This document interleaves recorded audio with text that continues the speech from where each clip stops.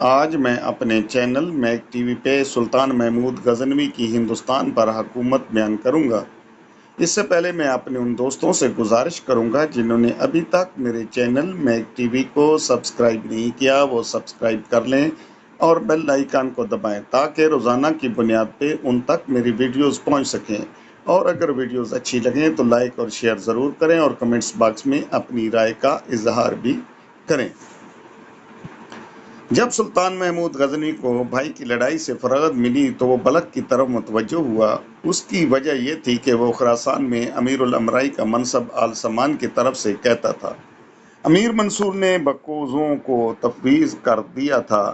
سلطان محمود غزنوی نے بخارا میں امیر منصور کے پاس ایلچی بھیجا اور اپنی رنجش کا اظہار کیا۔ امیر نے یہ جواب دیا کہ بلخ و ہرات اور ترمز کی امارت تم کو دی گئی اور بکوزوں کو خراسان کی۔ وہ بھی ہماری دولت کا بندہ ہے، اس کو معزول کرنا مناسب نہیں۔ سلطان نے ابو الحسن اموی کو بہت سے تبرکات اور تحائف دے کر بخارا بھیجا اور امیر منصور سے یہ پیغام کیا کہ مجھے ایسی توقع ہے کہ آپ کی اور میری دوستی کا سرچشمہ بے ارتفاقی کی خس و خاشاک سے کم نہیں ہوگا۔ میرے اور میرے باپ کے حقوق آل سامان پر ہیں جو ضائع نہیں جائیں گے۔ رشتہ الفت ختم نہ ہوگا اور بنائے ماتابوت و متاوت منہدم نہیں ہوگی۔ جب ابو الحسن اموی بخارا میں پہنچا تو امیر منصور نے اس کو منصب وزارت کی نوید سنائی۔ وہ تو سفارت کو چھوڑ اپنی وزارت کے شغل میں مصروف ہوا، پیغام کے جواب کی طرف اصلاً متوجہ نہ ہوا۔ سلطان سرور نیشا پور کو روانہ ہوا۔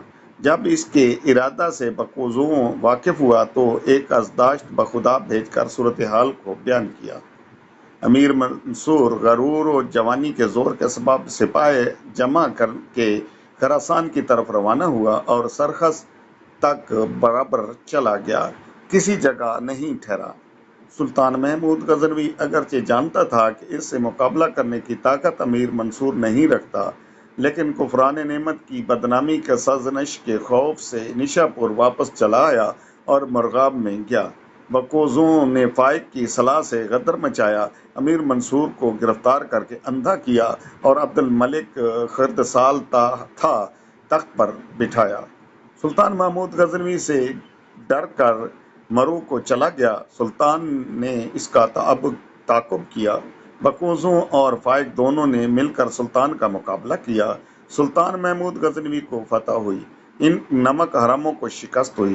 عبد الملک کو فائق لے کر بخارا پہنچا اور بکوزوں نے نیشا پور کی راہ لی اور کچھ دنوں بعد بخارا آیا اور پراگندہ لشکر جمع کرنے کی فکر میں ہوا۔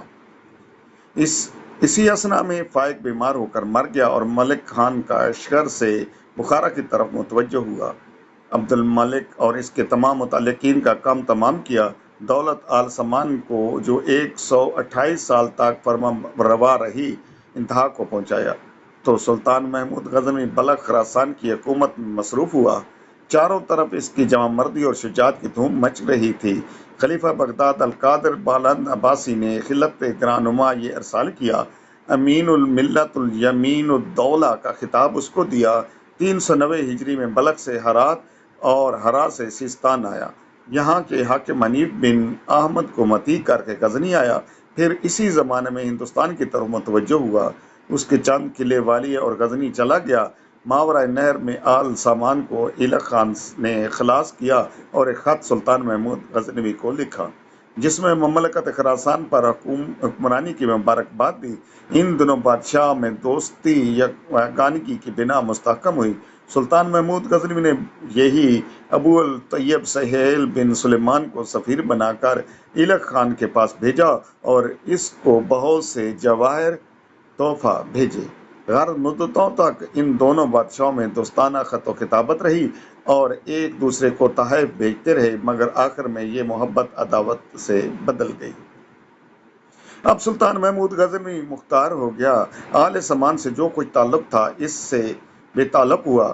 ختموں و سکون سے اس کا نام نکالا، اس کی جگہ اپنا نام جاری کیا۔ سب گہر کے لڑائی جھگڑوں سے فارغ ہوا۔ سلطان کا انتظام اور گہر کا بندوبست کیا۔ پھر وہ ارادہ کیا جو ان دنوں مسلمانوں میں سب سے بڑا سمجھا جاتا تھا اور فیروز مند بادشاہوں کے شایان تھا، یعنی اسلام کا ہندوستان میں پھیلانا۔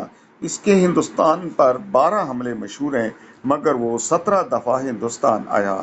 تاریخوں میں ان مہمات میں اختلافات ہیں جن مقامات پر وہ حملہ آور ہوا۔ تاریخوں میں اس کی املا ایسے مختلف ہے، ان سے پتہ چلتا ہے کہ وہ مقامات اب کہاں ہیں۔ سوائے اس کے ترتیب مہمات میں اختلاف ہے، کوئی کسی مہم کو اول لکھتا ہے، کوئی اس کو پیچھے تحریر کرتا ہے۔ فرنگستانی محققین نے ان کی ترتیب میں اور مقامات کی تشخیص میں اپنی فکر دقیق سے بہت سے عقدے حل کیے ہیں۔